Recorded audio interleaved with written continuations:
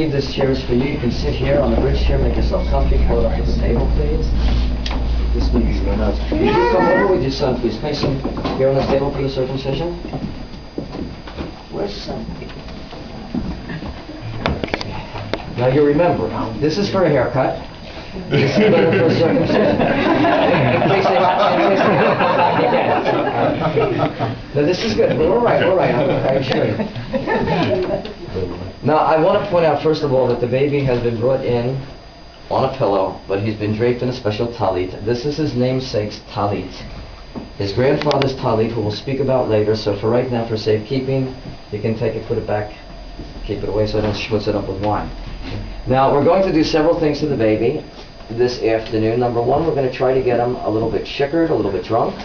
Then we're going to enter the baby into the covenant of Abraham. In order to do this, he must be circumcised. And the reason that we perform a circumcision, it is a biblical commandment. God commanded Abraham to circumcise his son Isaac on the 8th day of his birth as an outward sign, as a symbol of the covenant that he made between himself and Abraham centuries ago. And now in every generation, we're therefore required to renew that symbolism between God and the Jewish people through the commandment of Brit Milah.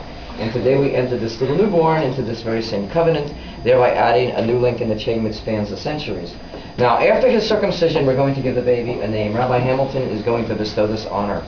The tradition of naming the baby after his circumcision is another tradition that goes back to the time of Abraham.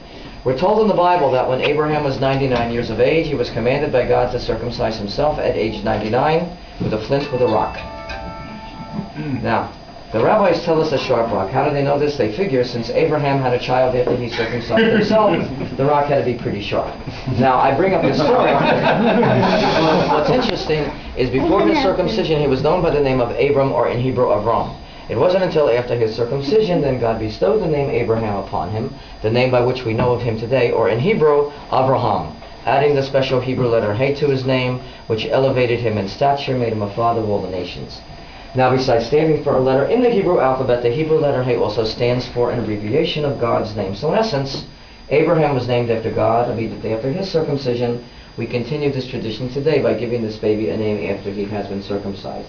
Now, your son, I promise, will cry, and of course, everyone is very much concerned that pain will be inflicted upon the baby. I want to assure you that this is really not the case. As a matter of fact, it is well known that the nerve endings of the foreskin at this stage of life haven't fully developed and are rather insensitive to pain, yet the baby's ability to coagulate or to clot blood is at a peak. So this is really the ideal time to perform the circumcision, but the baby's going to cry for several reasons. Number one, he'll be undressed and held down. As soon as you take a diaper off a newborn, automatically going to cry. Secondly, I'll cleanse the area with alcohol, which is cold to the body, so it doesn't